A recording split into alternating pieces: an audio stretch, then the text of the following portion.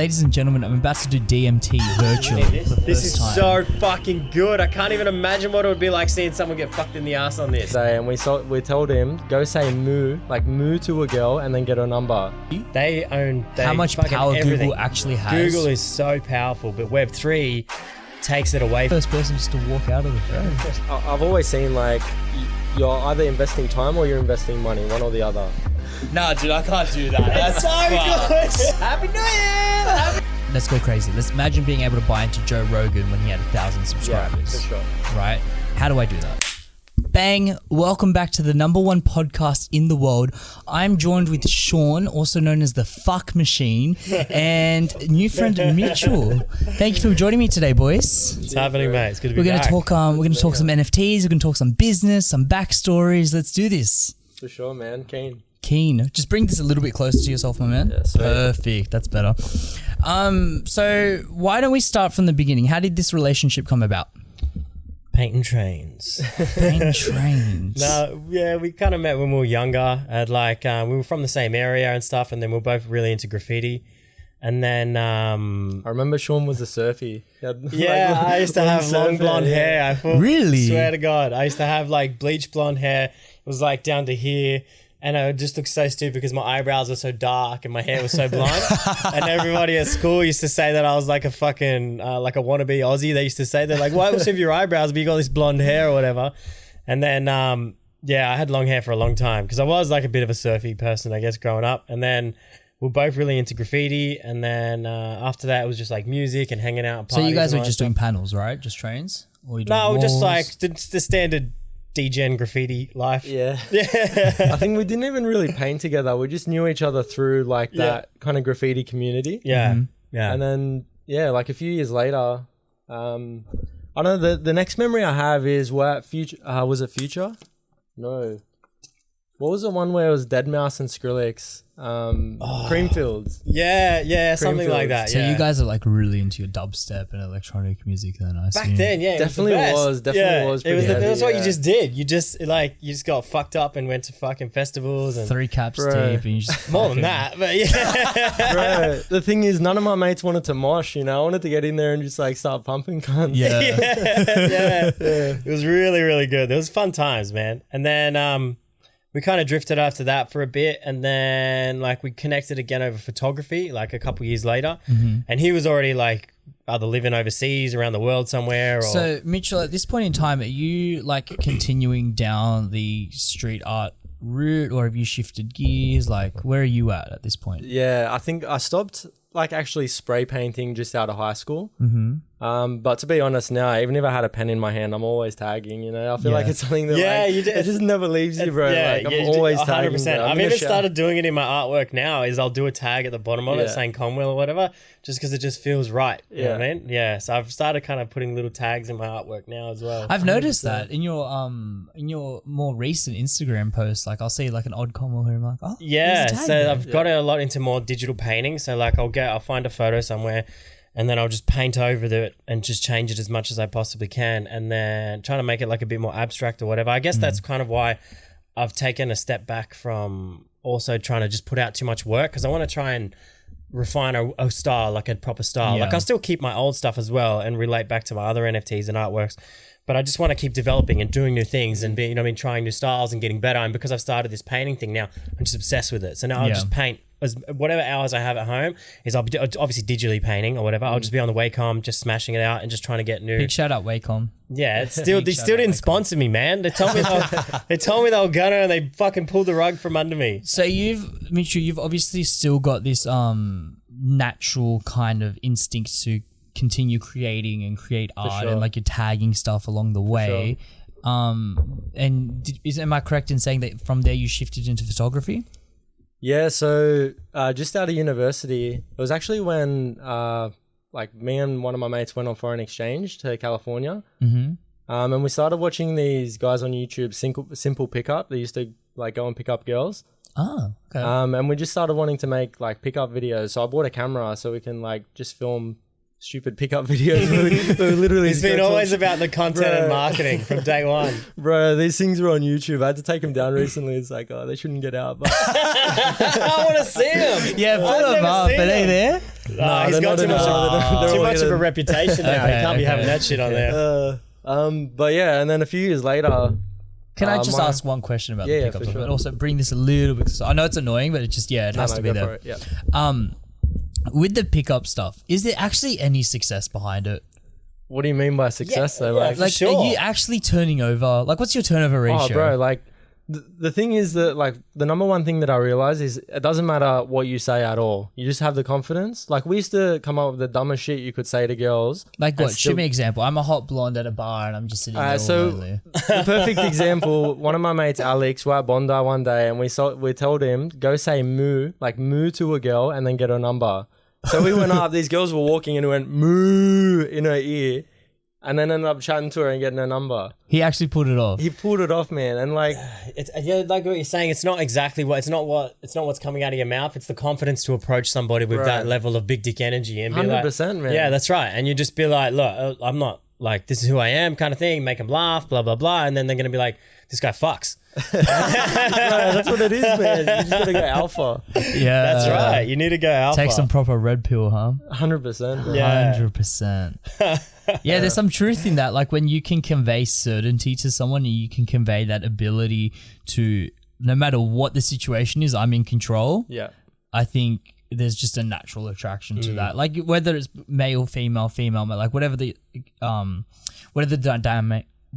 dynamic is, For sure. people are attracted to certainty. Because You you're know the what it leader is, of the man? tribe, right? That's why. Well, It at comes the end back of the to our day, genetics. it's like it's sales, right? You're selling yourself. So if you're confident in the product, you know, you're basically convincing someone else that you're confident in the product. They're going to be confident in it too.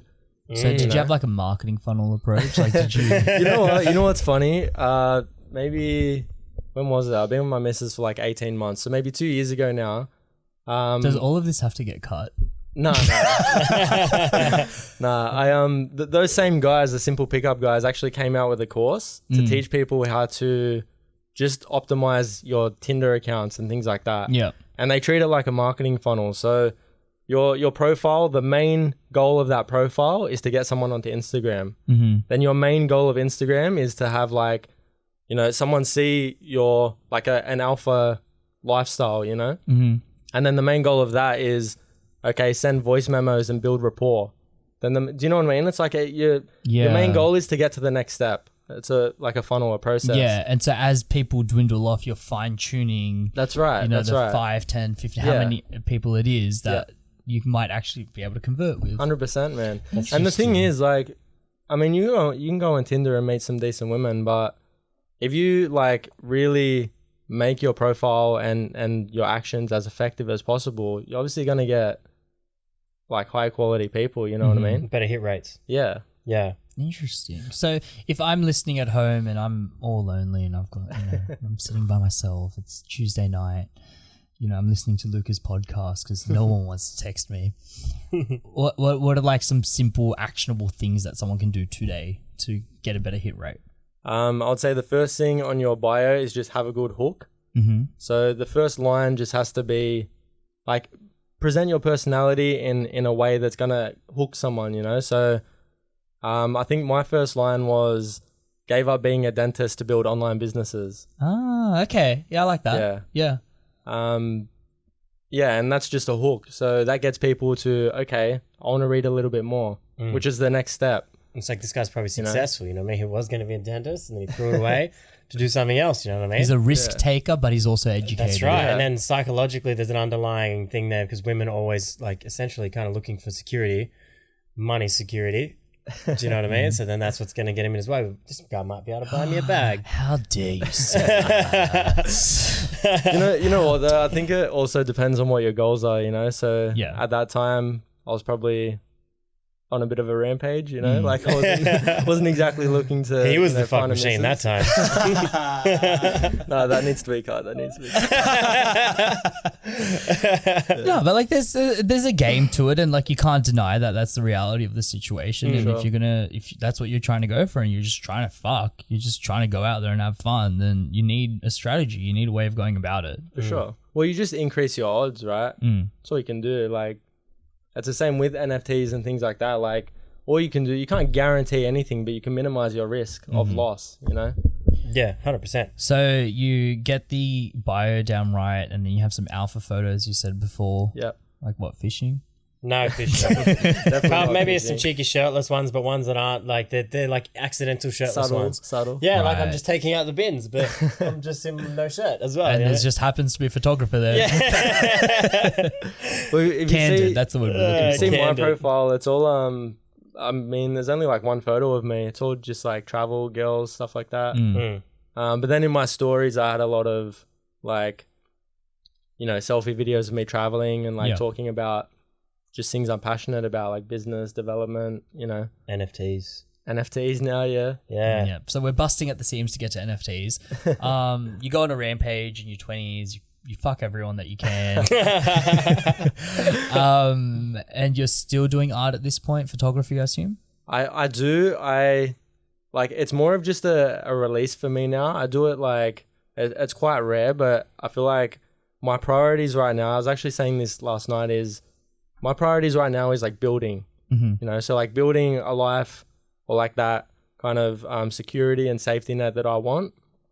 And then, you know, in the meantime, obviously everyone needs a break and things. So I'll go out and do photo shoots, or while I'm traveling, I'll always take my camera. But really my priorities are like building now with business. And then, So it's a creative outlet. yeah. Mm. And then I see myself in a few years' time, once I can kind of like automate all of that and have that as effective as I want it, then I'll be spending more time kind of doing that. Yeah. Yeah, fair. There is definitely something to like setting aside a solid chunk of time of about, let's just put it on averages, right? 5 to 10 years of saying like, these are my grind periods. This is where I like accumulate as many resources as possible so that then I can spend the next 10 years more in that creative landscape. For sure. And if you can find an overlap in the two, like you have Sean, for example, where your grind is your creativity, then you've hit the gold mine.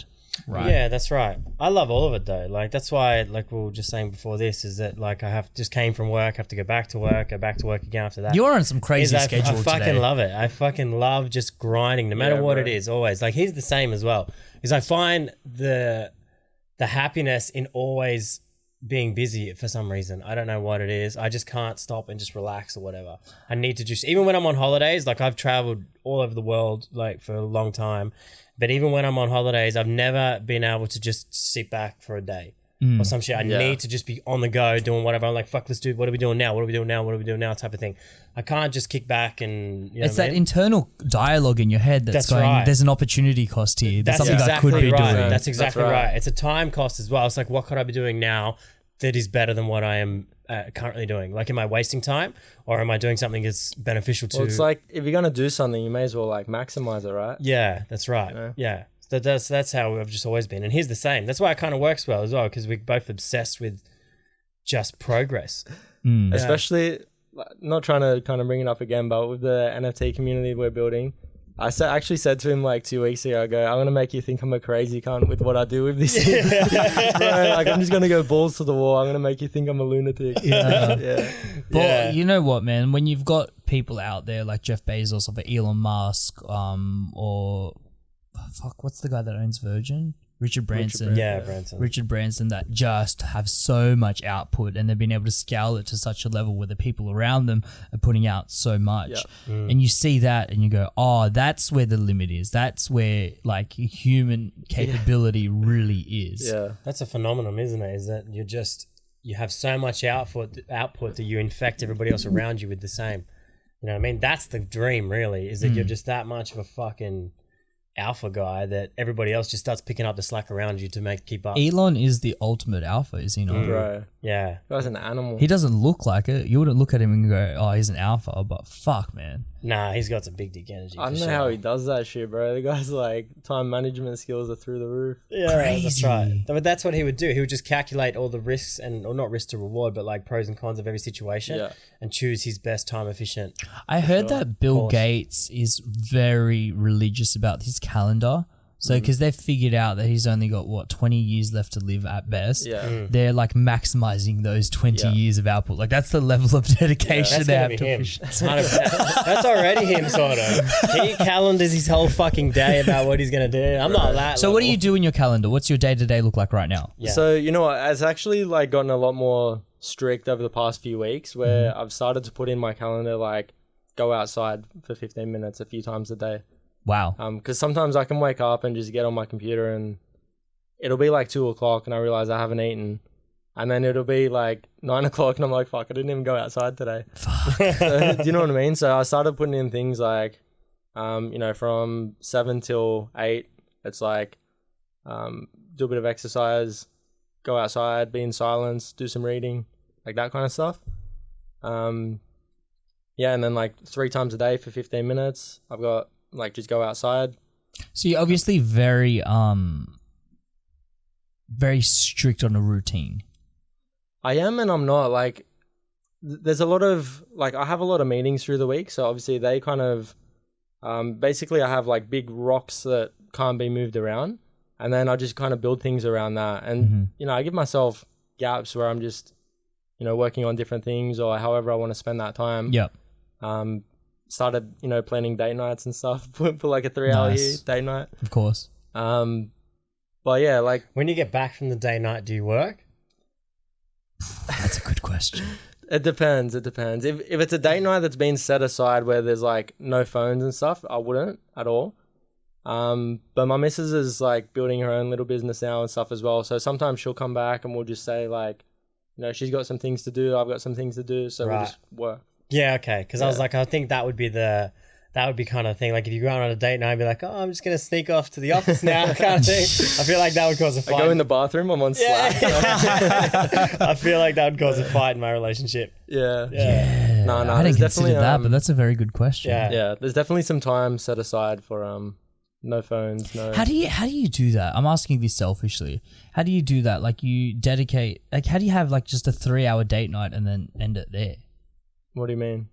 Like, I don't know, let's say you're doing 9 to 12 a date night and then you just call date night over at 12 and like that's it? It's like we're going to bed now? So what it would be, so the last date night we had, it was, I just really scheduled like 6 till 9 and that was just blocked off. Nothing else is coming in this time. But after 9 o'clock, if we're at mine, it's like, date night still continues, but it's just whatever we want to do.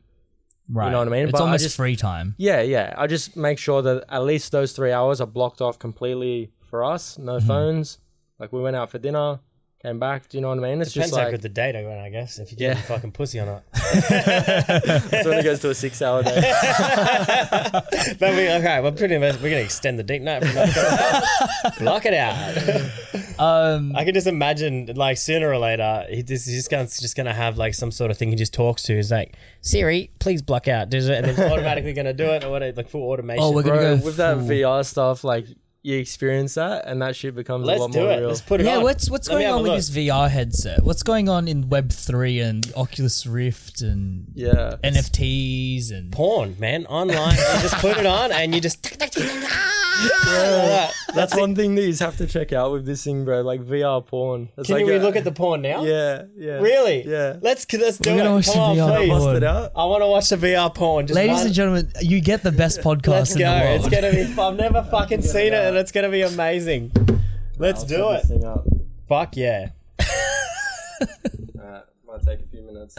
I don't even know where we left off in the story to get to VR porn, but escalated. Well, he sets that up anyway, but it's kind of been nice to be able to like, watch VR porn with your homies. Yeah, for a couple of years, like I've just been like we've talked and stuff like that, me and Mitch, and then it's kind of like we're always tossing ideas around about something that we could start together. Like he would say like, because I have like an electrical trade or whatever. He's like, all right, well, can you fucking keep talking? I'm just gonna fix something up. Yeah. Oh, do you want to put it on? I'm just like waiting for it to. Oh right, and then so basically, and then he's kind of always thrown ideas together, like it's for us to start like some sort of business or something together, and thrown ideas at me like, oh, we can try and monetize what you've learned from being electrical or all this shit, and then he would give me like a business fucking structure of some guy who did it already. He's like, you can do that type of thing, and then like we've just kind of tossed ideas around from there, and then when I started making a lot of NFTs and art and stuff like that. And then he got on board as well with like, he's learned everything he can about NFTs. And then he was so interested in it because it's kind of tied back to our photography and art and all this stuff. Mm-hmm. So then it's kind of like, it was just like this natural progression that we were like, fuck, let's just start this fucking community and this course and teach people how to do this. So your focus right now, Mitch, is more so on the educational side. That's fine. Of This isn't actual porn. Sorry, bro. Holy shit! Holy shit! Oh my Holy god. fucking shit! You should get my NFTs on this. Bro. Can I just say, as a third party just watching this is so How do I do weird. something? So this is the menu button. Just go pick some shit. Go on YouTube. Actually, you know what? There's a DMT trip video on YouTube. You have to do it. Where You is can do a it? DM, What do I do? DMT Bro, trip. it's like a 360 DMT. What do trip, I like look you're up? inside of What it. do I look up? Let me get that up. What were you asking? Sorry. I was just gonna ask you, like, your focus is more so now, like, why the partnership is so natural with Sean is because you're focused more so now on the educational side of NFTs. Sorry, that was my phone. Oh, okay. You're focusing more on educating people on the NFT landscape and how to actually make money from it. Yeah. Which is what everyone wants to know. At the end of the day, people, I don't want to say everyone, but the vast majority of people that just follow NFT on Instagram, like, how do I go from 0 to 10,000? Yeah, exactly. Yeah. Well, it just like it became natural as well because I have a strong business background. That's what I've been doing the past 6-7 years. What were your businesses beforehand?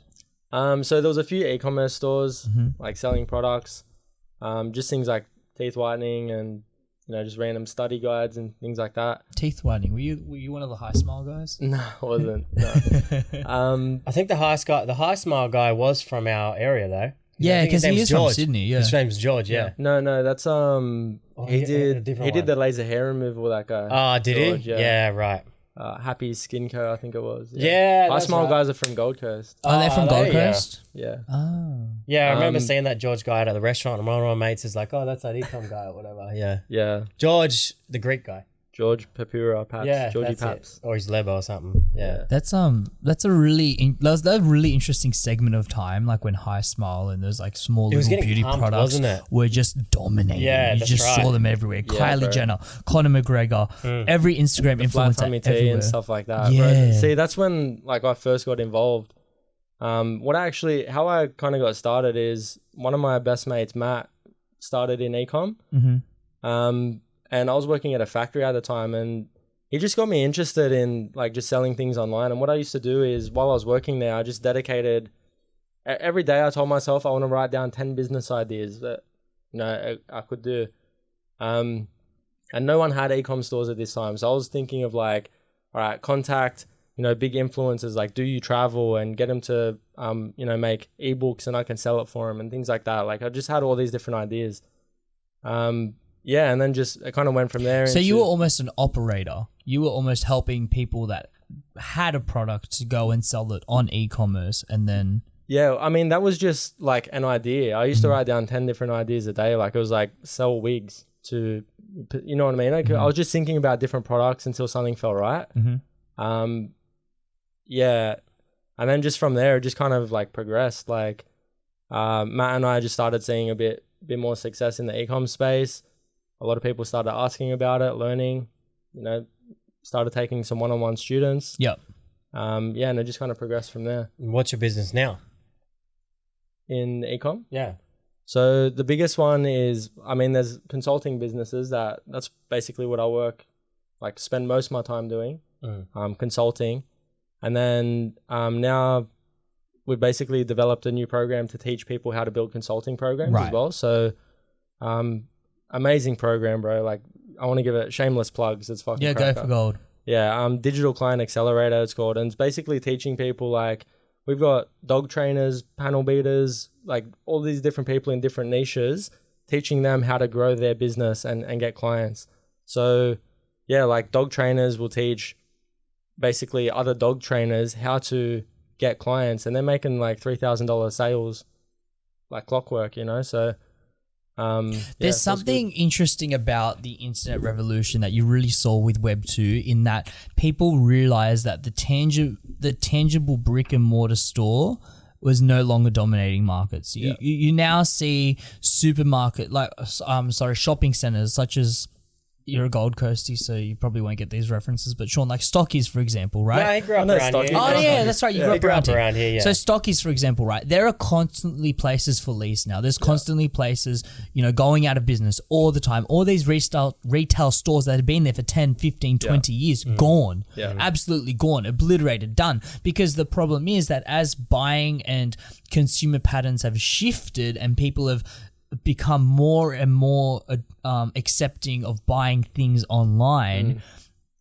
that suddenly the need to go to Stocklands and buy, I don't know, a watch, for example, it doesn't exist anymore. Well, what a hassle that is. It's to like such go, a hassle. It's to gonna go get even drive worse out of your when way. these are even better. You're gonna be able to bro. try some shit on. Well, we're with your- talking Web 2 right now. That's Yeah, not- that's what I'm saying. Web 3 even just accelerates that even more. The stores are going to be almost obsolete. Actually, you know what? Someone asked me in the previous podcast, how do you define Web 3? And I stumbled a little bit. How would you do it?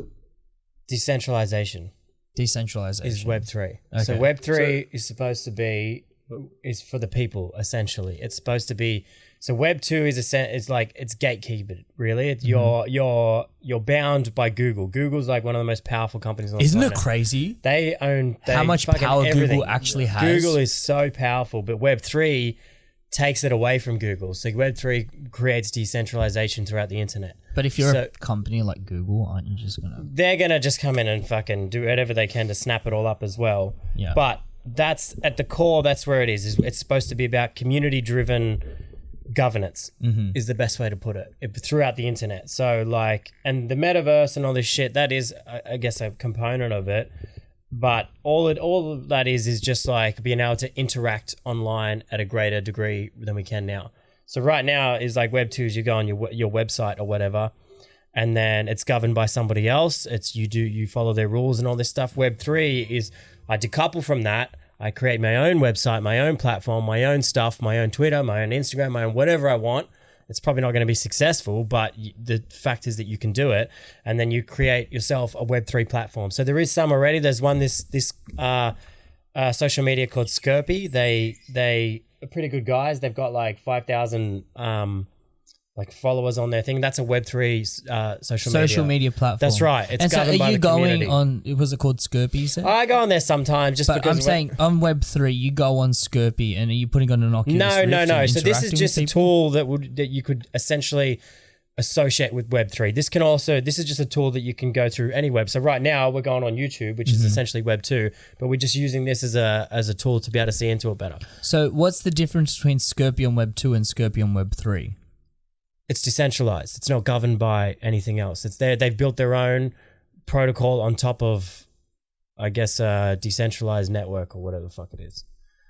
Okay, so if Google doesn't like Skirpy, they can't do fuck all about it. Because on Web 2, Google essentially owns the entire internet. Like there's a statistic. Yeah. I don't know exactly where I heard it, but there was a point in time where Google literally was just able to shut off the entire internet. Yeah. Because, That's right. Because Bing, They Yahoo, did do it. No, they all other did do search it. engines. So the guys at Google shut the internet off for like 40 minutes or something. Yeah. I was with somebody the other day that was telling me this, is that like a couple of years ago, what Google did is the nerds at Google, it was actually on a podcast, it was on a Joe Rogan podcast. That's They where shut I heard the one time of the year, the 40 minute, I think it was 40 minutes blocked out of the year that there was not a single stock trading on any exchange in the world, so nobody lost any money. They shut down the internet for 40 minutes or something just to prove they could do it. The entire internet of the entire world was shut off for like 40 minutes. Or it might have been 40 seconds. It was either 40 seconds or 40 minutes. But yeah, or maybe 4 minutes. There's a 4 in there somewhere. Yeah. But yeah, it was on a Joe Rogan podcast. I think it Right, was... okay. I can't remember which one it was, Probably but one of the more it was a recent recent one. ones, It's yeah. a recent one, yeah. All right, let's So why Web 3 is such a powerful tool right now is that because it is decentralized and because there is right. no governance or no ownership, it's essentially the Wild West of the internet all over again. That's right. You take control of the internet. I need to unlock the account. What are you doing right now? I'm getting into the metaverse, baby. Holy shit. It's fucking just push play. Tell us, what do Yeah, you push see? play. What does the metaverse look like? Oh, there's sounds coming out and shit. Holy shit. How do I... What? I'm in a forest. This is a DMT tree. If I do that, I go out of it and I go back into it. I go out of it, I go into it. Hey, bro. I'm in a forest. So how's your day been? Sean's just doing I'm DMT actually gonna virtually. do DMT soon too as well. I have DMT at home, which I'm You gonna have do. DMT at home? Yeah, I got some. So now I'm gonna. This is fucking wild. Bro, you have to check this Give out. me this This shit. is I need to check this fucking. out. Just give me a couple minutes. 1 second. This is so fucking good. I can't even imagine what it would be like seeing someone get fucked in the ass on this. This is fucking. So this is what DMT looks like. Wait, you've never done it before? No, but I'm gonna. Oh, this is like training for you then. This is blowing my. That's my fucking thumbnail, Sean. mind. Bro, once I like looked into these for the first time, the whole concept of the metaverse actually became like tangible. Tangible, You know what I mean? real, It's like, shit. okay, That's- this isn't nuts. far away. All right, I'm ladies. gonna buy one right now. Danny, make sure you're on my camera. Ladies and gentlemen, I'm about to do DMT need virtually this? for I the think you first need time. Do I need this? Just to I'm gonna Let's buy play. one right. Did you buy that? yeah, How much was it? 450. Okay. I'm gonna buy one right now. Am I going room scale? Stationary. Stationary. Okay. I'm getting number 2. Then what do I press? Where your pointer finger is now. Okay, I see. It's wild, eh? Watching that high would be out of this That's world. how I first watched it, bro. Oh, no way! One of my mates put it on me. I was like sitting there just dumbfounded, like, whoa. Oh, holy Okay, shit! so I'm just looking at a whole bunch of psychedelic images right now. There's a mushroom going around in circles, and everywhere I look, it just keeps getting trippier and trippier. Like, this is an actual landscape. Like, I can... But what if I go, like...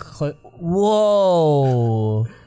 That's funny because no words are ever going to describe, like... what Imagine you're- trying to describe a Metaverse DMT.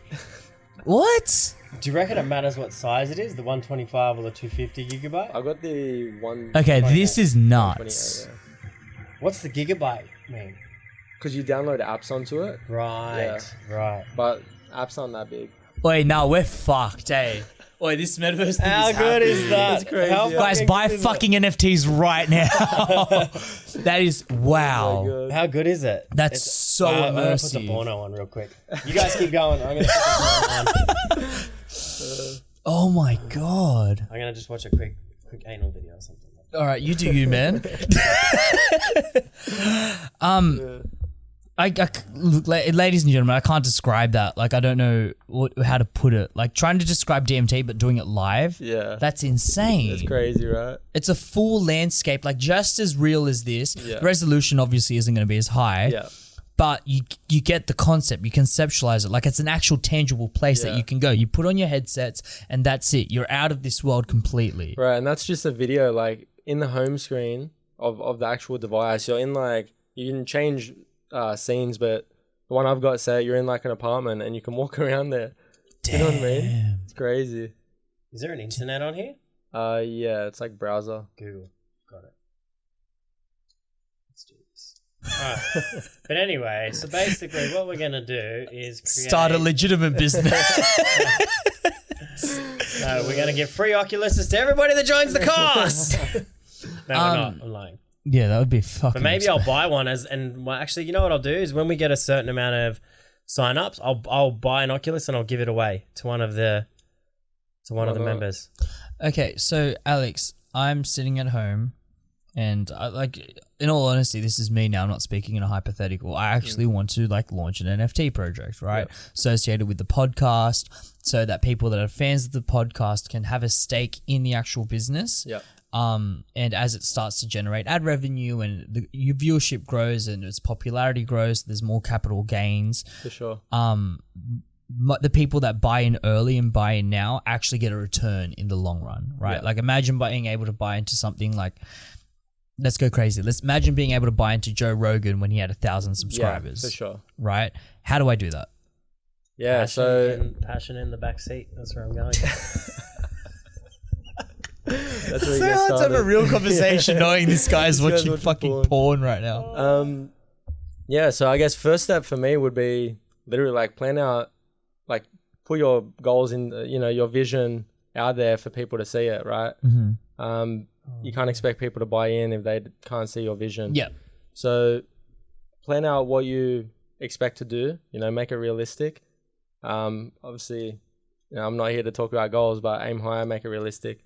And then, yeah, I mean, it's not hard. Anyone can go mint NFTs on Opensea and things like that. But really what gives it, I guess, makes one more valuable than the other is what you're going to provide with it. So, in your plan, I'd be documenting out, okay, this is what I plan to do.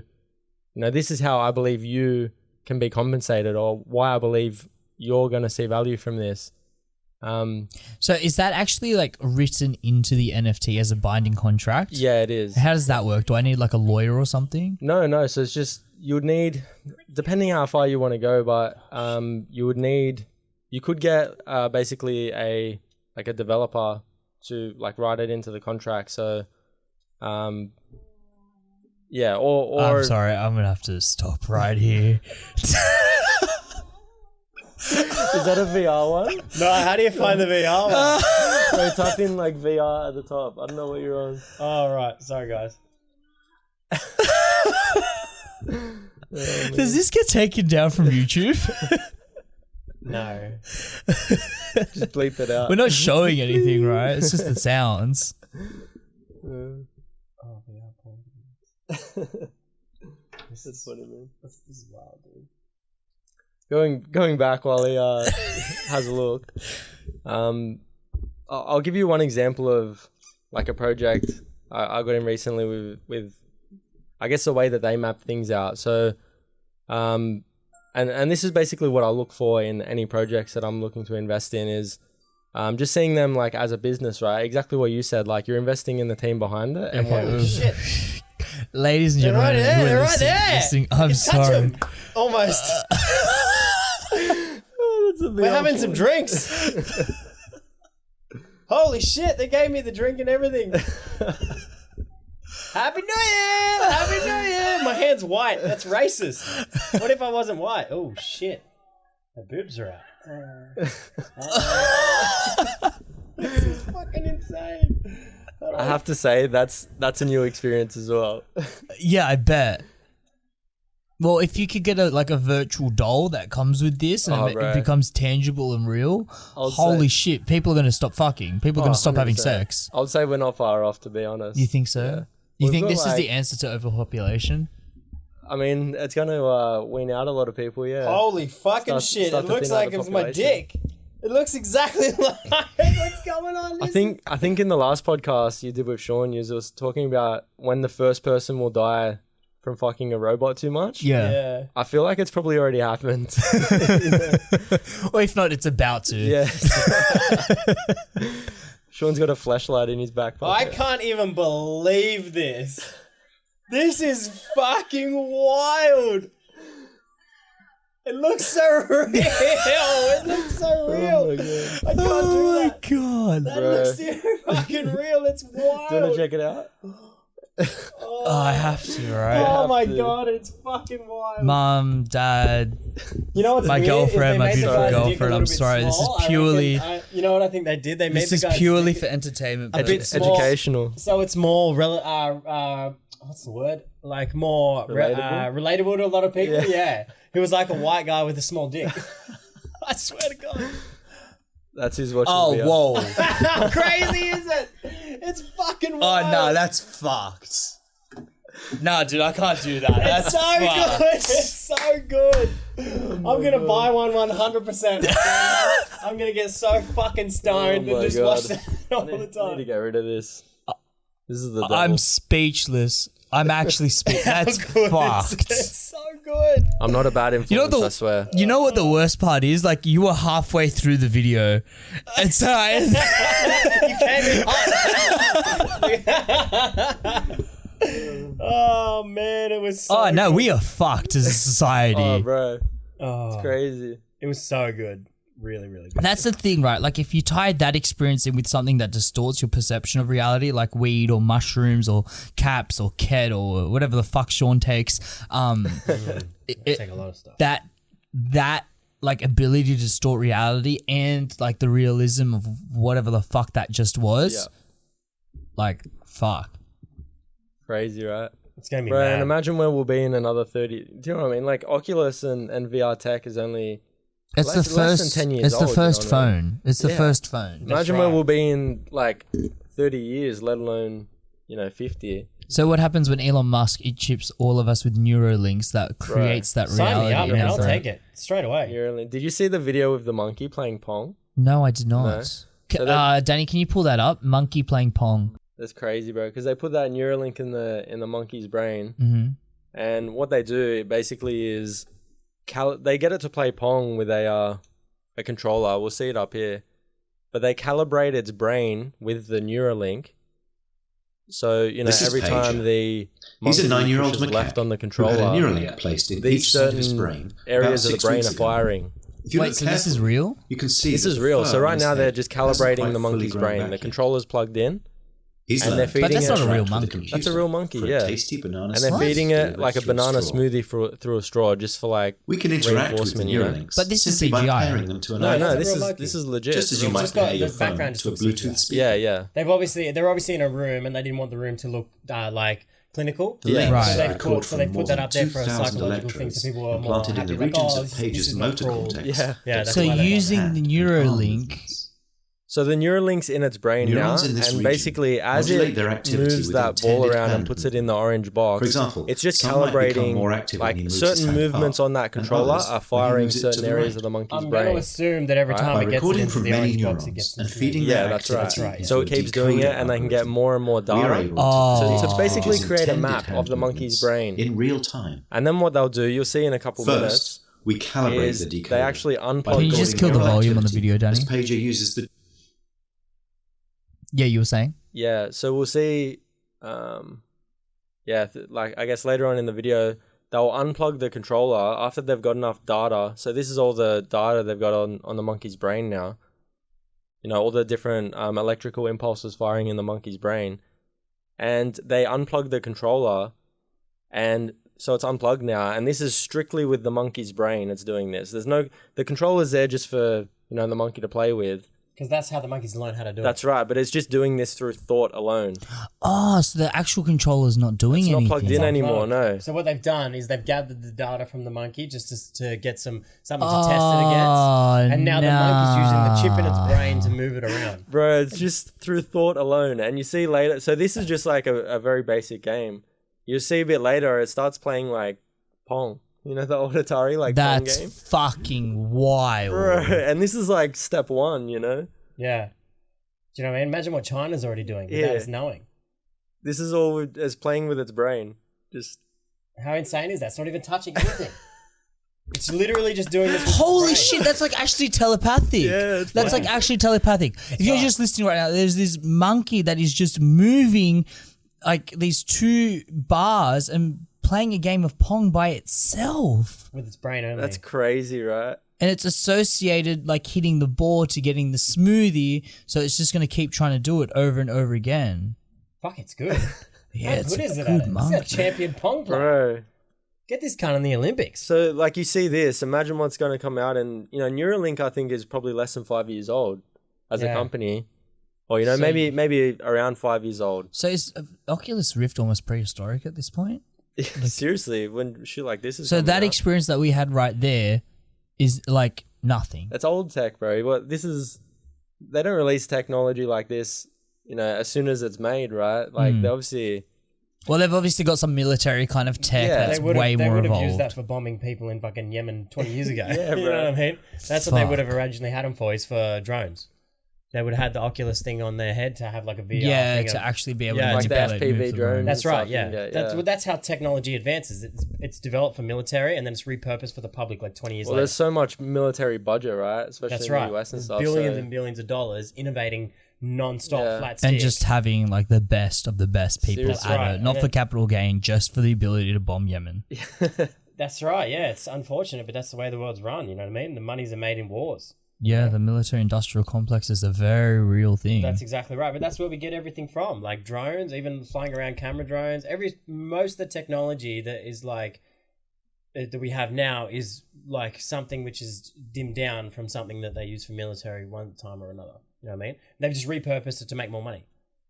Do you know what I mean? Fuck. Yeah. like some big massive tech company will obviously know about it. Then once the military's kind of done with it, they'll buy the rights to it and then they'll repurpose it for another way. Like microchips, all that stuff. If you really think about it. And now we're seeing like electric cars, like Tesla wants to bring out, have you seen the robots? It looks like that iRobot type shit. Yeah, no, it's literally like an iRobot. Like crazy. it's crazy. And what, like I would assume they're using shit like that already in the military. Well, yeah, because Tesla's going to use it like to replace warehouse workers and truck drivers and like pretty tedious jobs. Yeah, that's right. That ironically enough, supported me and supported yourself. They During do this. it to check the bombs. They use those robots to check the bombs. They have for years. Like, Smart. yeah, they'll go into like a room and you have. So as humans continue to become more and more obsolete in the real world, and we kind of, unfortunately, the need for labor becomes less and less integrated into the human experience. What's left for us to do? You know what though? With all these advancements in tech, so many new jobs are created. Do you know what I mean? They just get replaced. Old jobs get redundant and new jobs get born. Yeah. You know what I mean? But essentially, if you think about it as a whole, as a species, it's leveling you up. It's freeing up the stupid jobs for people to be able to do smarter jobs. It's unfortunate if you're a stupid person which has that job at that time, but as a species, as a whole, that's how you advance. But sometimes those stupid jobs are needed, man. Like sometimes people are just down on their luck and they're like, "Fuck it, I'll go work in a factory for 6 months." No, that's exactly right. But if you think, like from an evolutionary standpoint, that doesn't matter. Like the person at the bottom of the food chain is the one who needs to get eaten. If you think about it. But the thing is, like, so I mean, that's what I did. I spent years working in factories, but I guess if a lot of these factories do start to come out and less labor, less man hours are needed, then other jobs will be that kind of, I don't want to say like bottom of the chain because like they're important jobs with a lot of businesses, but other jobs will just become those jobs that people default to. Yeah, do you know what I mean? That's right. Yeah, what I meant is like everybody levels up together. Do you know what I mean? Like, so packing boxes obviously becomes redundant because a robot's doing it. That person now does something else, which doesn't have to do packing boxes. Do you know what I'm saying? So like as a species and from technology, you advance, you move forward and you go up. So you can get somebody to automate the jobs. I've definitely heard that argument before, like through the, like even something as simple as, the printing press being created, suddenly the need for people to handwrite things was obviously less in demand because we're able to like mass scale production of stories. So suddenly jobs like journalism and authors and story writers actually became more involved in the society. But we're talking over spans of 10, 20, 30 years. And the way that technology evolves and develops is exponential because they use the previous technology to build the new technology. So like the pace at which things are moving is crazy. Oh, it's ridiculous. Crazy. Like I bet you the majority of people sitting at home watching this right now have never put on an Oculus Rift in their life. And we're talking about it right now as if it's old. Yeah. Yeah. But a good example for you to like come back to that, like obviously the printing press could become obsolete, but look how many millions of people make money off doing nothing but taking videos on TikTok now. How many people make millions of dollars doing nothing but recording themselves? That didn't exist when the printing press was around. So new jobs have been created, which is essentially, that's not really a hard job. You're just documenting your life and you're making millions and millions of dollars. But we can't all do that. No, you can't all do it. We all can't operate a printing press either. That's a good point. Do you know what I'm saying? Like there was the people that were professionals at printing pressing and then that got phased out. But then new jobs, like every single online job ever was born from the death of the printing press. Do you know what I mean? Like every single job that's on the internet. His entire existence is on the internet. His entire job is on the internet. My entire existence is on the internet. I'm nothing without the internet. I don't exist. He's actually just an NFT. He's just an NFT. I am an NFT. I've embodied it. As well, by the way. Congratulations. Yeah. Congratulations. For about $1,000. Can we pull up some of your shit? Yeah, pull it up, man. Let's pull up the one that we just sold, and then we can. Where do we find it? OpenSea? I'm trying to have a look at them. Jump on OpenSea for me, Danny. I'm trying to have a look at their collection now, but I can't really. Oh, I've got their Twitter. What's your OpenSea? Is it just Sean Conwell? Yeah. So go to. Let me check what it's like. So if you go to profile, so search. Just search the faces of art. So F faces. No. So just the faces and then of art. There. Is that it? That's it. Perfect. Oh, So wow, look at if you that. go down a bit lower, so everything's basically sold now. I've only got one that's not sold on this one. Right, I love that you can see the graffiti coming out in these pieces as Yeah. well. Yeah, Do you know what I seriously. mean? Like it's So like really cool. followed through. Yeah, 100%. The quality of art that you're actually putting out is insane because it really translates even when it's small. Yeah, So fucking good. oath. Go back for me, please, my man. Let's go down, and we'll go to the one that just sold now. Let's go down.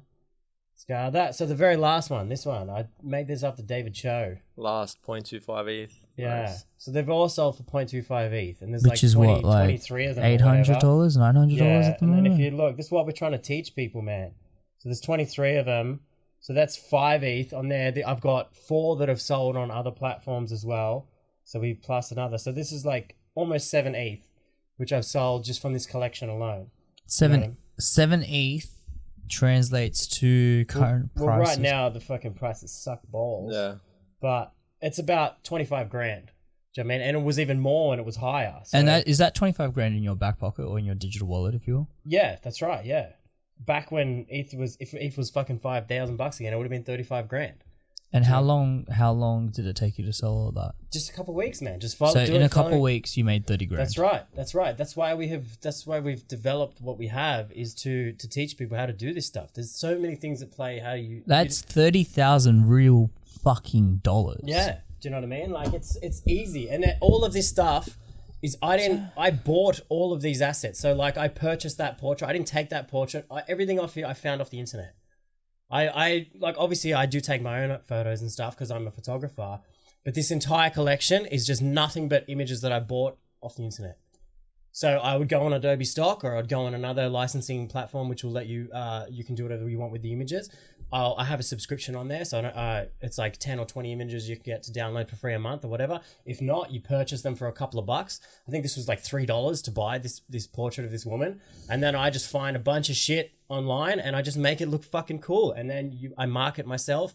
I follow the process which we've outlaid inside the course, and it just happens. The results happen, man. If you just have to be persistent, and just like the process is proven. So what we're talking about here is years and years of experience of being an artist and years and years of being a very good marketer and pickup artist, but mostly marketer. Cracker pickup artist. Combining together to create this course. So what can people kind of expect? Results. Nice. Results and Nice. support.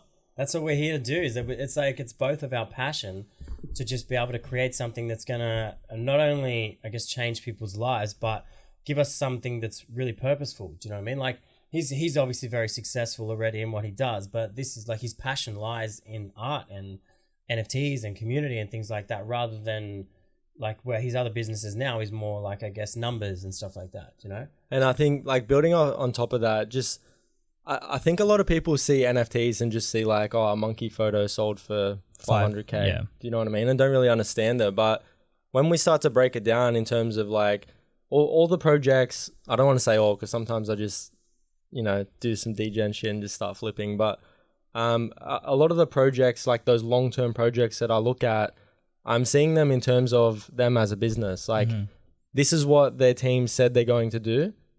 Do I believe that they can pull that off? You start to look at their team, check out their LinkedIn, go through their socials, like all this stuff, like, research. How active are they? Are they posting on Twitter? How engaged are they with their community? Yep.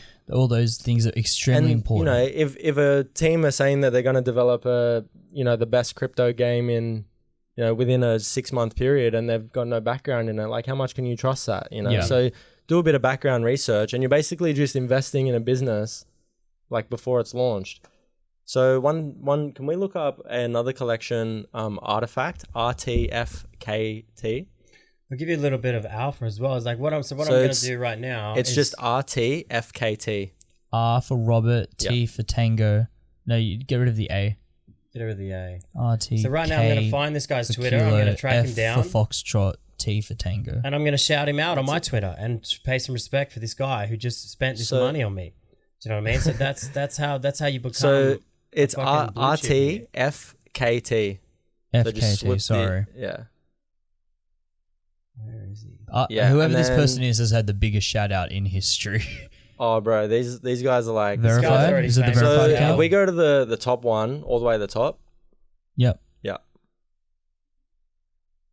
So like this team, right? Floor price 24 ETH now. I bought one of That's these. For, fucking nuts. I bought one of these for 3 ETH in November. Think Right. about how much money that is. So this team, the background researcher went into this, like they had already developed a bunch of NFTs that were selling for 10, 15 ETH, right? Proven concept. They've been in the game for a long time.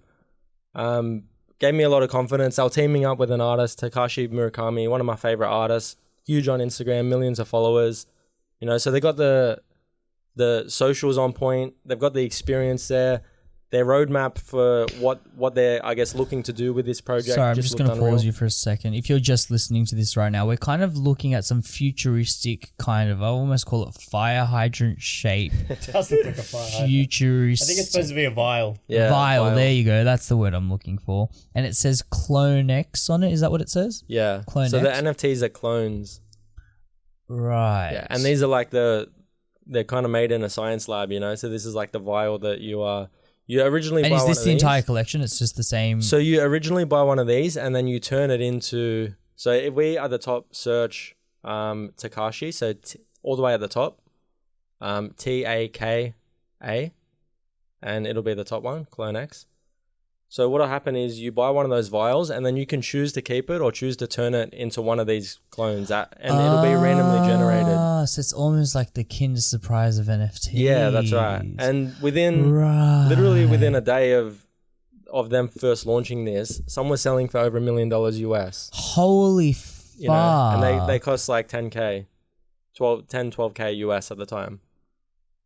So like the return is just like stupid. There's no other industry where you can get returns like that. Even it's the such a cheapest short ones now, period of time. yeah, even the cheapest ones now are selling for like at a 400% return. Here's You know my what I mean? frustration. Yeah. I always hear about these projects and all these amazing things that happen after sure. the fact. I want to get ahead of the curve. I want to know what's happening next. sure. I want to know what's going forward because I could use 100K right now. Yeah. I could. It would have been So bad. could I. Yeah. You just made 30K in 2 weeks. Relax. Never enough. I want to be Are successful. you tweeting right now? What are you doing? I'm the guy that just bought this NFT. I'm gonna go on my Twitter. What's his name? I think it's Gallius NFT. Gallius NFT. Big shout out. Thank you for supporting Sean. Yeah. Thanks, So I'm Gallius. gonna just give him a shout out. It's and say extremely thank you, important and that you show him he's support important to me artists. and he's important to my community. Legend. So I want him Mitch, to be a part of my story. Mitch, how do you go about getting ahead of the curve and doing the research, but also knowing what's going to pop off next? Because I'm not going to go and buy Bored Ape now. I'm not going to buy World of Women now. Like, I don't have 500K to put on Yeah. one of these things. You don't? No. Sorry. Yeah, so I think the biggest thing is like so many people expect to make all this money without putting any time in, right? So I've always seen like you're either investing time or you're investing money, one or the other. Yep. So if you don't have money to invest, you have to invest time to do the research to find out what's going to be a winning project, right? And literally the things that I'm talking about are the things that I do like look at in So break it projects. down for me in a list. Like, you're looking at a whole bunch of new projects, a whole bunch of hit at your desk. What criteria are you looking for? I mean, it can be anything from, you know, different social indications. Are they faking, you know, their social status? Are they just spamming to try to get as many, like, is it fake hype kind of thing? Have they got actual real world utility? Like, for example, one of the projects that I recently got in, so in the NFT space, like, you don't know who these people are that are buying and selling, right? Like, you can be anyone. So it's hard that, you know, if Sean has one and I have one and we want to swap, but I don't know who he is, how can I trust that I'm going to send him mine and he's going to send me his back, right? So there's companies that have escrow services where you pay a small fee, put both That NFTs already in, exists. it swaps it. Yeah. Fuck, you guys are Yeah, moving especially fast. for big amounts of money too. A lot of people are doing that as well. Yeah. So like when it's a couple $1 million and stuff like that, they'll have that escrow service. sure. Yeah. And one of the projects that I invested in basically created this service, and all of the holders of their NFTs get paid dividends based on the fees that are paid for people that use that service. You know what I mean? So you're earning passive. So to me, I look at that and I look at the team. I see that they've, like, you know, past projects have already increased in price, things like that. And I go, how can that not lose? You know, like, I'm minimizing my risk so much that like I'm being paid dividends off a service that I know people are already using. You know what I mean? So It's about ticking the boxes. It's like With it's like investment. buying a bank stock almost. You know, like Exactly, it's man. guaranteed Exactly. return. Yeah. It's Yeah. guaranteed They're return. the things we go through with the course as well. It's really investing. It's like we've got consultants which have like people that have flipped accounts from like nothing to hundreds of thousands of dollars, and we've put everything together. And there's like we found that there's things you look for. Like you tick some boxes about like your positive pros about an investment and how much and then your cons. And you just try and always have a better risk to reward. Here's the difference though, right? Here's the difference. If I want to go and buy a Coca-Cola share, or if I want to go and buy an Amazon or Tesla or name the company, I can go and back and look at all the financial statements. I can look at charting exercises.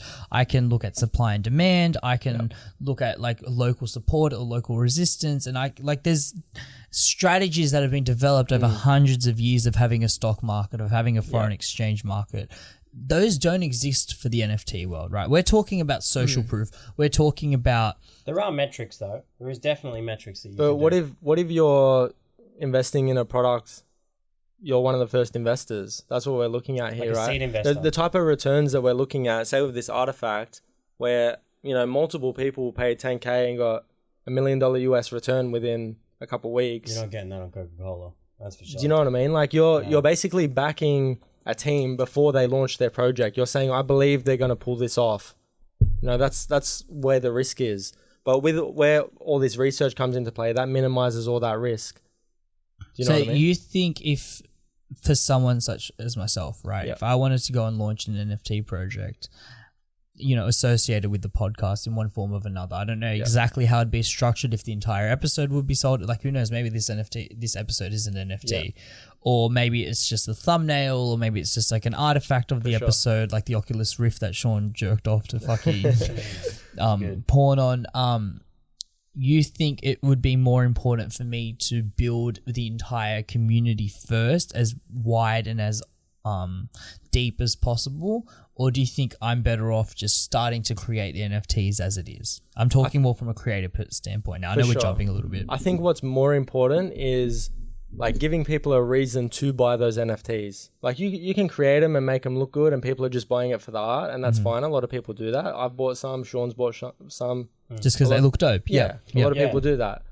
But if you create a real reason why people would want to actually buy that, I'm not too sure. Like, maybe at some point you're going to have live podcast shows, so everyone that holds your NFTs can come and watch a show live. And, you give this real world utility and give people a reason to buy that, provide value, then people are going to be willing to pay more for that value.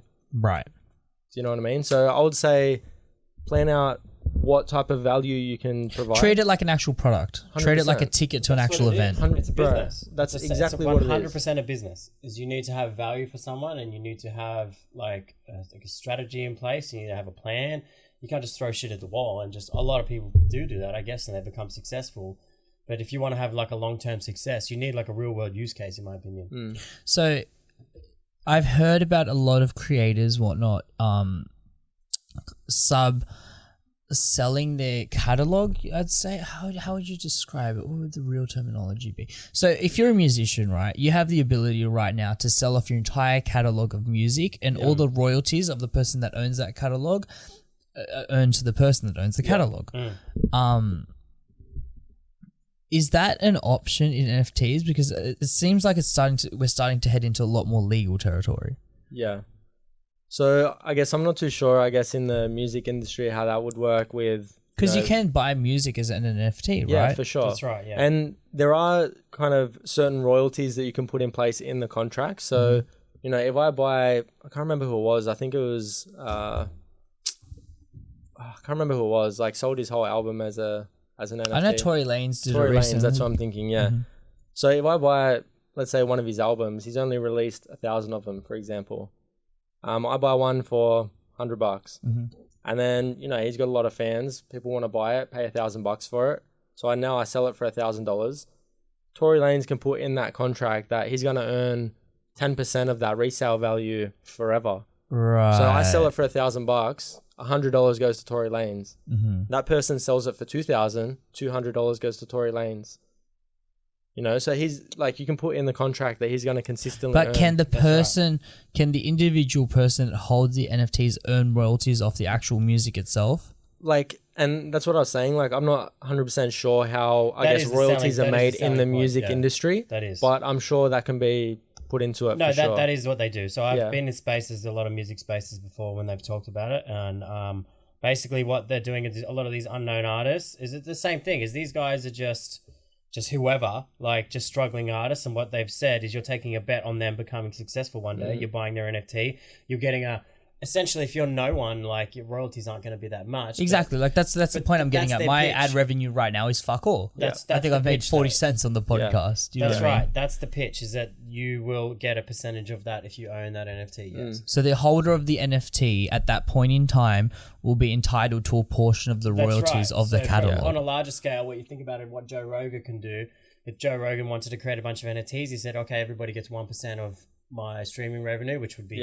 fucking massive. Millions. That's right. So then that's what he could offer. Obviously, Yeah. he probably won't because he doesn't need to do that. I'll give you another example as well. So, do you know Nelk? Yeah, of The course. Nelk Boys? Yeah. So, they recently released their own NFT collection, right? And one thing that in their suggestions, like so once you buy an NFT, you get access to like a private channel in Discord and stuff. And a lot of people are posting suggestions. And they're talking about opening a casino at some point. So what some suggestions are, you know, you open a casino, 1% of profits, a quarter of a percent of profits, you know, whatever they're obviously comfortable with, get divvied up between the NFT holders.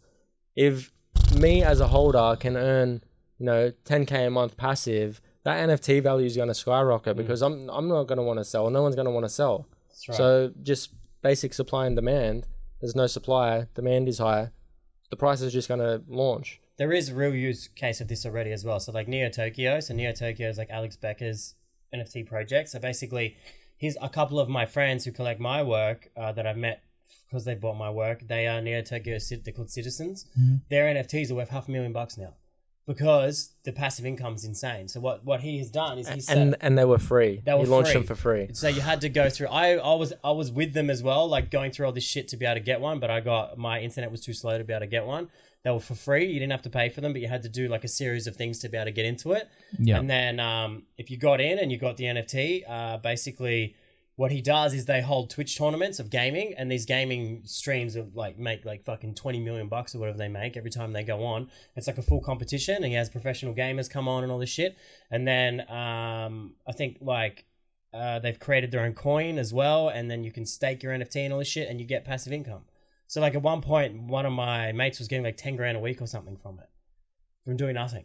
Yeah. And he recently held a tournament on Twitch Yeah. with his game.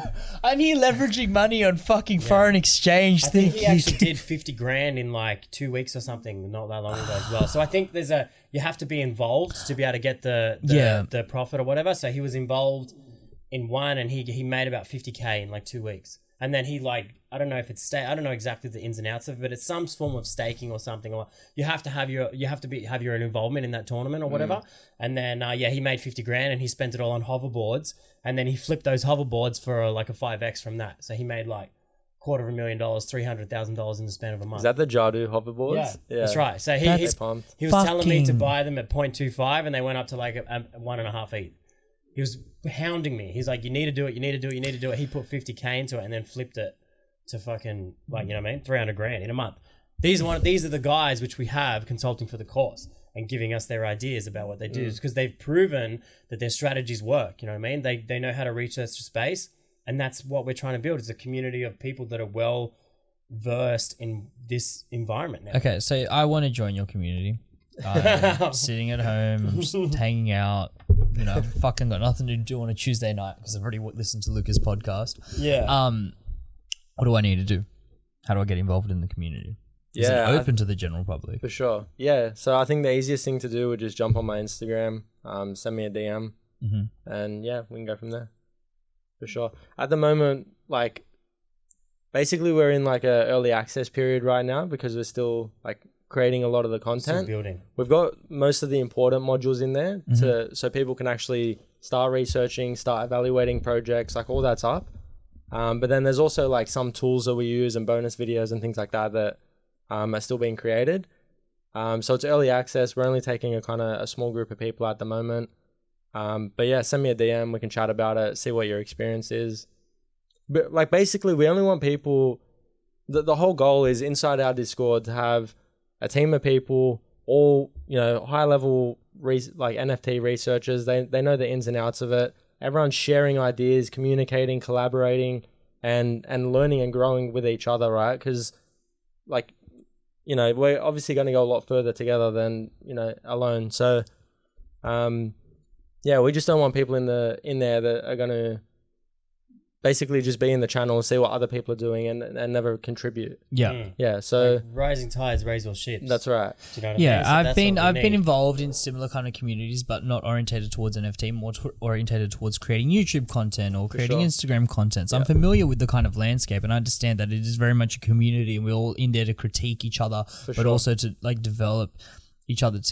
If someone later down the track, if people are trying to join into this community, trying to join into this course, or however the product model is that you choose to put out to the public, is that just going to be like an online course with 20 videos that you're going to sell, or like how's that going to work? Yeah, so at the moment it's an online program. I think it's around 6 hours of video content in there at the moment. So it's like literally from I have no idea what an NFT is to now I actually know how to go out and where to look, what to look for, all the different metrics that we look at and things like that.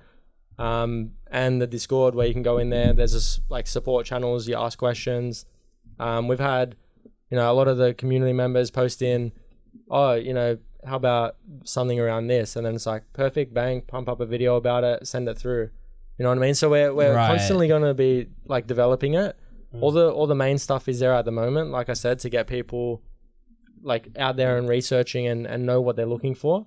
We've got our first students already investing in NFTs and things like that. So we've had one like an artist as well. Like we're going to teach you how to make your NFTs as well if you want to go that way. So like our first student we did it for free as well, and like she's gone on and she's creating her own 10K now. So she's developed her own team and everything. So like we just gave her the ins and outs of how to create NFTs. She learnt the process, and then now she's the artist on her own big 10K project. So she's leading the whole project now. Do you know what I mean? And now we've taken out our first paid student as well, which we're just working through. She's got like other things going on, which she's busy with, but she's getting through the modules and stuff. And the idea is to have like this community of people like investing and constantly being involved, and then hopefully we can bring some blue chip artists out of it as well. Do you know what I mean? That develop massive careers. Yeah, what a selling point, right? Not even a selling point, like what a privilege as teachers to kind of go and say like, oh, that artist that created we that Bored Ape, that's right, like that came from our 100%. school. That's the goal. That's what we want to do. You know what I mean? And same as hopefully changing people's So you're lives. creating like the world's coolest art school in some That's aspects. kind of like that, yeah. It's kind of cool, hoping, right? Anyway, Art that's and the dream. business school, not just That's art, right. but yeah. Wow, that's really fucking.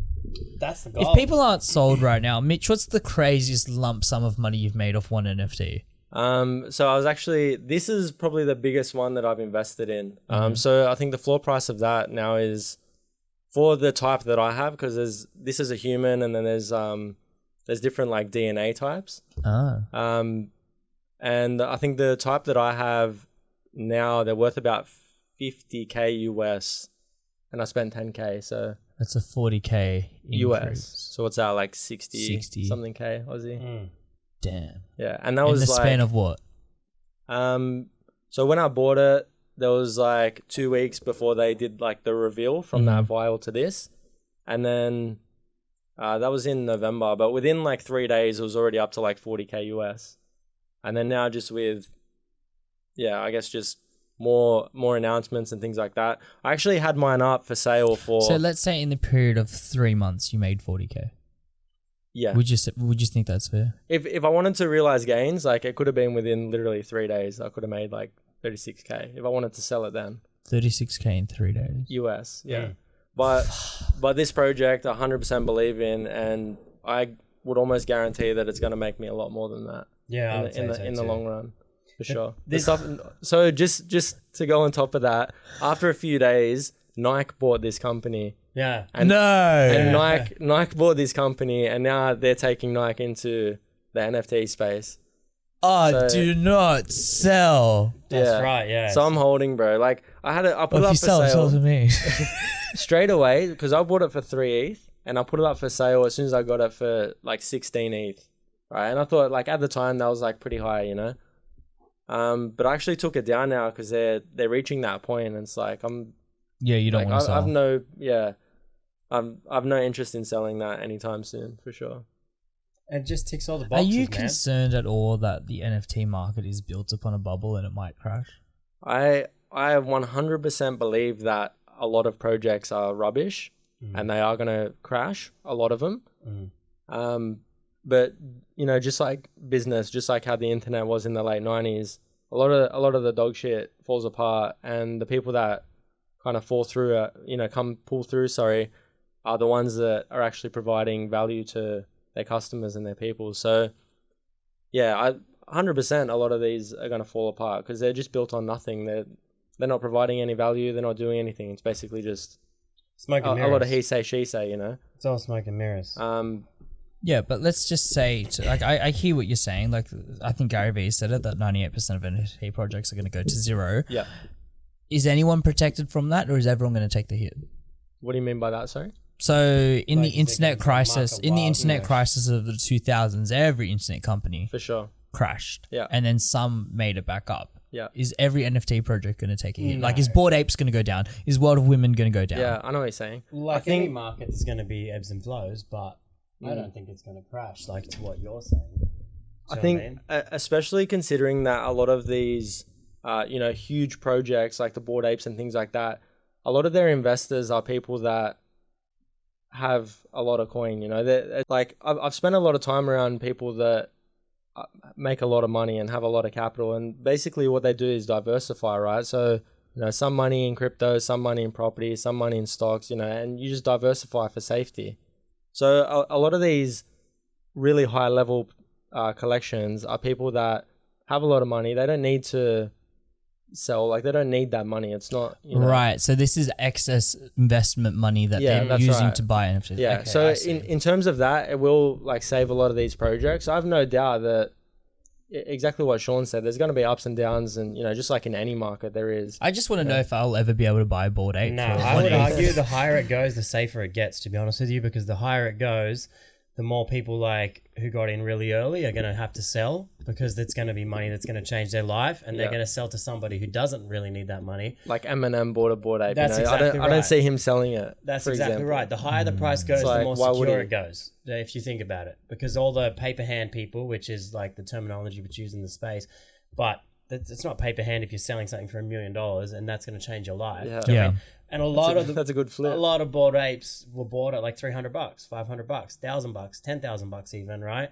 And they're slowly going to get flushed out as the price goes up, because that money is actually going to greatly impact these people's lives. Yeah, like how long are you going to sit on a $3 million investment That's before exactly you go? right. And then somebody who does have, like, not everybody has $3 million to send on a fucking picture, but somebody that wants to diversify their portfolio and wants to possibly offset some tax or something, you know what I mean? They'll buy it, you know what I mean?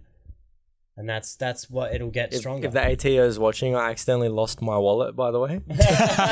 Don't tax me on any of this. Yeah, that's right. But so we don't, like, we wouldn't have built this course if we saw it going anywhere. I mean, it's only going to just evolve and evolve and evolve and evolve. It'll hopefully decouple from the crypto market. And especially when you see like one of the biggest businesses in the world, Facebook, like literally changed their name to Meta.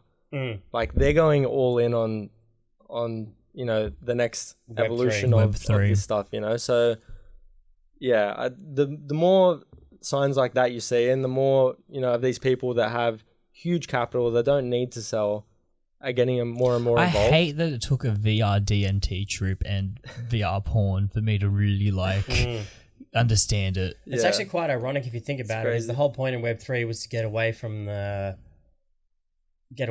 control, but essentially the people who are going to be the biggest players in the space are going to be the guys who rule Web2 as well. Yeah. Adidas, Nike, all these guys, they're going to run Web3. They're going to come in and they're going to, whatever they drop, the entire fucking planet's just going to run to buy it. And that's how they're going to take they may not be able to control I guess the Web3 protocols like decentralized exchanges and websites and all these things like that. But they'll have the market But share. there have been whispers of Mark Zuckerberg launching his own cryptocurrency. Yeah, probably- he spoke about that a while ago, Libra, but I think I saw something recently failed. that it failed. Yeah, that did fail. Mark Zuckerberg's cryptocurrency failed, but Yeah. Dogecoin still thrives. It's crazy. It's because right? it's a meme, man. It's part of the culture now. That's why. It's a cultural. I've got no problem with influence. Dogecoin thriving at all. I just think with someone the resources and literally, I would argue the most powerful, or if not the second most powerful person in the world, Mark Zuckerberg, right? Yeah. Right? Like the founder of Facebook and Instagram, the like frontier of the metaverse and corporate, like the transition between Web 2 and Web 3. It's hard to argue. You could maybe make a case for whoever the fuck is running Google, Yeah. but you know, he's right up there. I Yeah. find it hard to understand how his crypto project. Yeah, probably just I don't know. application is wrong. I don't know That's the what I mean. full details. Yeah. I do know that they had MasterCard on board. I guess it's just what he envisioned the utility it would hold. He's not able to do that for whatever reason, for the different laws or. I know they had MasterCard involved, and then there were like privacy concerns with like leaking data and things like that. So MasterCard pulled out. Right. They'll eventually come back on though. It was probably just too early for it. Do you know Yeah, what I because mean? if he controls the mainstream cryptocurrency that's used in the metaverse, then I mean he's really controlling. Yeah. No, it won't get to that point. It'll be like Are there any guardrails? Are there any limits to what the metaverse or this entire crypto world can be? Because the whole point of it is that it is ungoverned and it's not controlled by one business. But like as you said before, that as these big players kind of come in, are they going to establish their own culture and rules that we all have to kind of live under? Like we all have to kind of live under the culture that is Instagram or the culture that is Twitter or the culture that is But Facebook. you don't have to, right? you choose to. They give you a choice. You still have a choice, but it's just the popular thing to do. Do you know what I mean? Okay, Depends if yes, it's well in line right, or but not. are they going to be able to, for example, are they going to be able to censor within the metaverse? Are they going to be able to? I guess. Have you seen Ready Player One?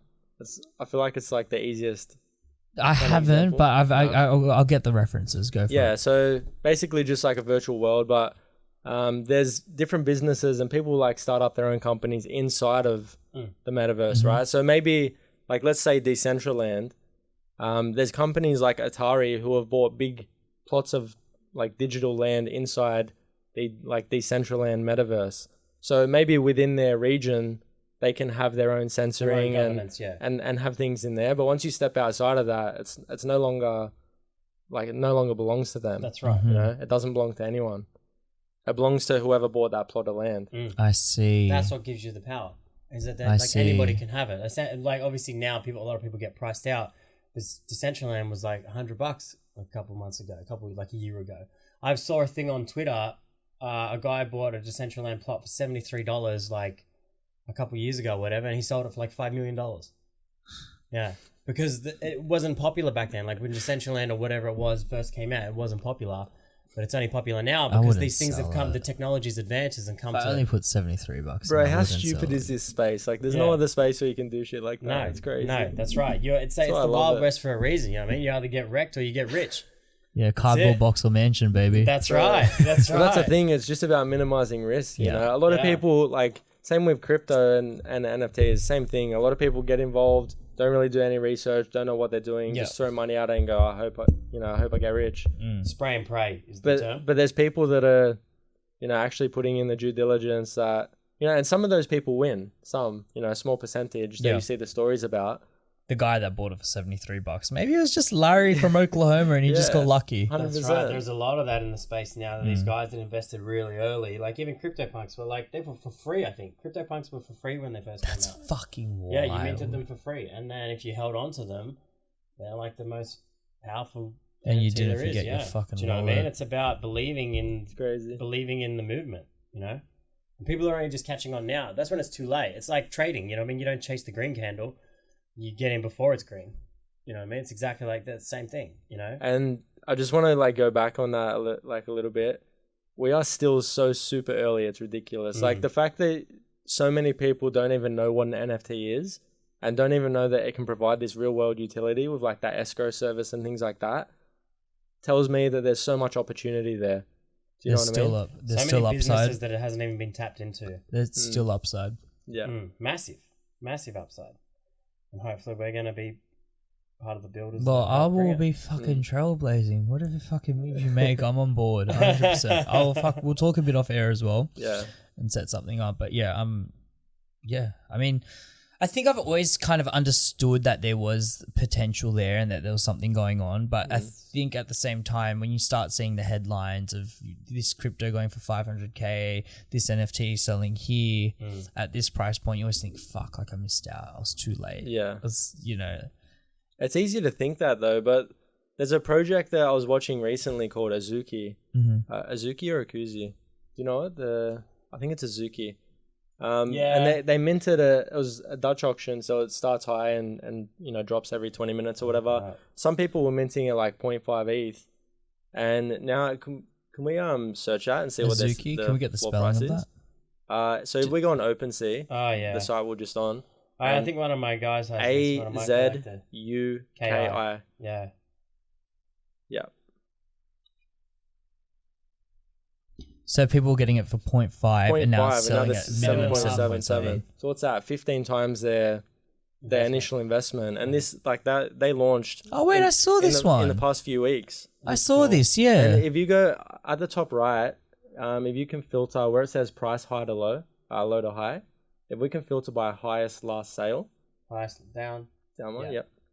So some people are selling for 150 ETH. That sold for 150 ETH. And they people would have minted that randomly too. Yeah. So that's that- 300 times your initial Yeah. investment. There was everybody had the exact same chance to be able to mint one of those ones, and look how high they sold for. They're obviously fucking amazing. That's why they Yeah, sold for it's so beautiful much. art. Do you know what I mean? But that's As you start to see more real life utility and becoming the emphasis of NFTs, because we're looking at the technology now as opposed to just the art. Where does that leave you as an artist? Do you feel like it's kind of losing that what it started off as? Because NFTs very much started off as an art project, right? no, I don't think so, because I think like you have to move with the times and you have to develop the utility. Do you know what I mean? But I guess why people buy. So I guess the utility behind what I would do is that people are buying the art in the hopes of they've invested in the dream of me becoming a blue chip artist one day, or me becoming someone who's something in the space. So that's why they're buying it now, is because they look at their risk to the reward. They say, if I spend $1,000 now, what are the odds where this guy's going to be in 2 years? That's why they do it. So that's essentially the utility. So the appreciation of my name and the appreciation of my art in the space is essentially the utility for them. Do you know what I mean? Like, as well, like there's other things you can do. Like I offer them. So like the guy that just bought that I've got like other collections of like banners that I make, like Twitter banners, that I'll send him free ones, and I'll send him free art like every couple of weeks or whatever, just to be part of my project. Do you know what I mean? But that's why they're investing in it, is they're like, this art's cool. His presence is a lot, like on Twitter, like he's building himself, his brand up. So they're like, they're taking the chance on maybe that artwork might be worth in 5 years' time 10 times what it is now, because my name has grown so much. That's essentially the utility for like a one-of-one artist that's not offering any other these real world things. I've seen some conversations that Sean's had with some of his collectors as well, where he's actually sent them a big physical like print of the piece as well. That's right. People are saying like, I love this, gonna hang it up in my living room, and then he's got like a Discord where all the collectors are kind of in there communicating with each other and things like that. So that's part of the utility as well, I guess, is you can have physical stuff. Like I have like skateboards made sometimes, and I have just all different shit. Do you know what I mean? Like, and that's I guess a utility in itself, I guess, is you're getting a physical artwork as well with your. But that's not really the focus. It's just like a bonus that comes with it. Yeah, do you know what I mean? Yeah, that's right. But like, it's just two different things. Is that like if you're launching 10,000 NFTs at once, obviously there has to be that's a stock in a company essentially. Yeah, that's a different thing. It's a different path to a one-of-one artist. Do you know what I mean? A one-of-one artist, you're buying that art because you like it and because you believe that this person's going to be worth something in 5 years' time, 10 years' time. It's like your I can't think of a way to put it in. Essentially just like how famous artists are, I guess, is that once upon a time Van Gogh sold his paintings for $20 and now they're worth I don't even know how much. You know what I mean? I can't even put a price on it.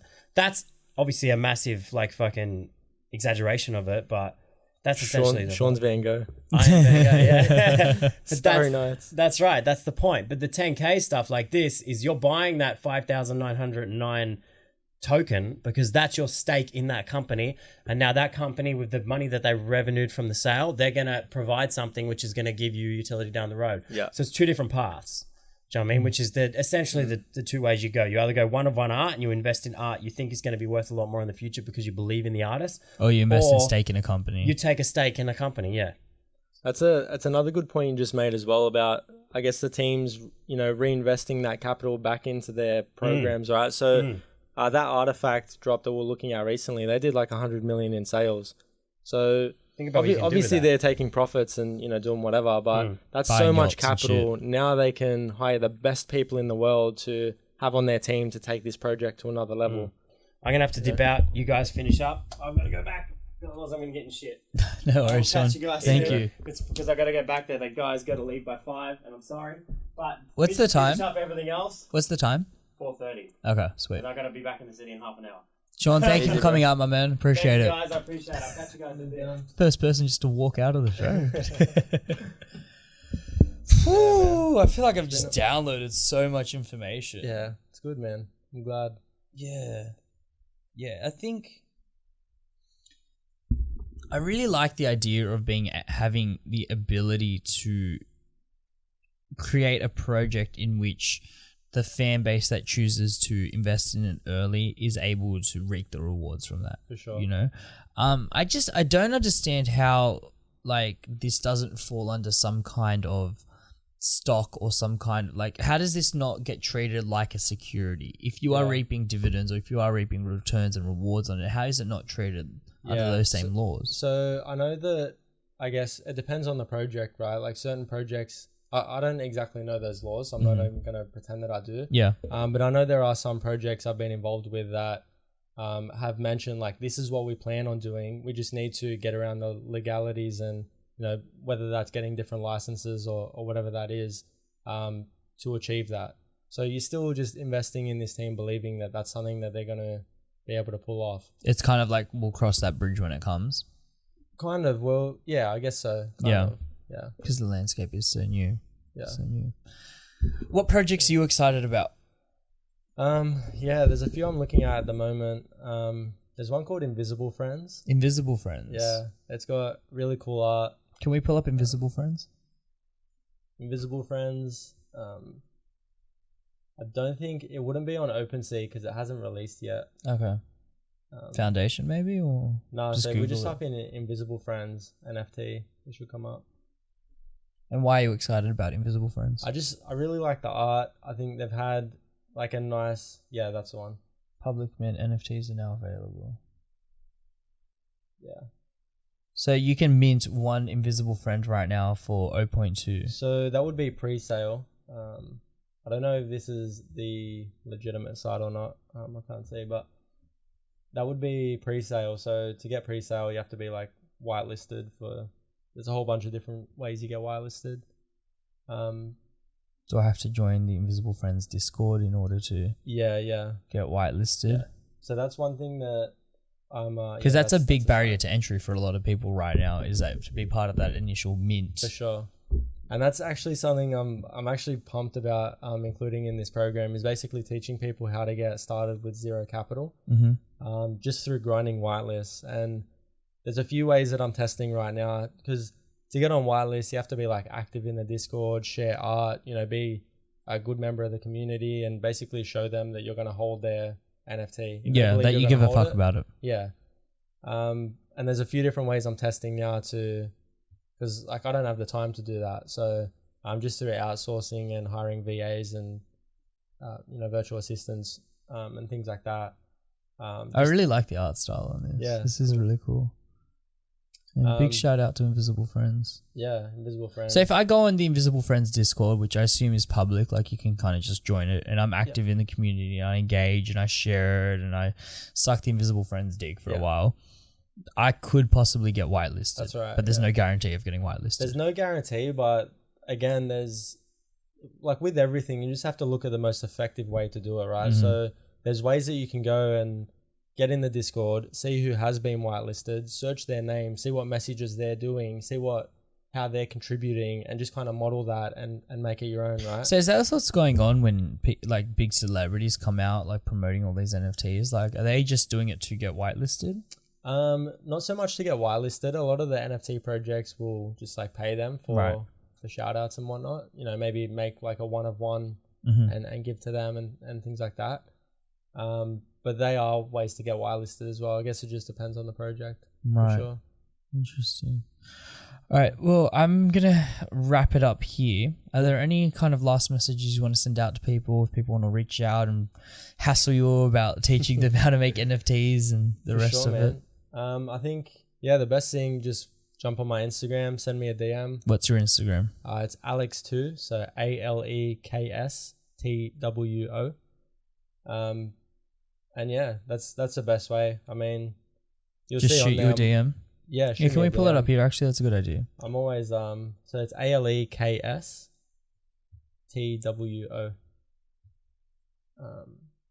So it's ALEK, the top one there. Yeah. Awesome photography on here as well. Cheers, man. Yeah, really and I cool mean, shit. I'm sure you'll see. Like, I'm always like just sharing kind of what's going on, and happy to kind of chat and help people out.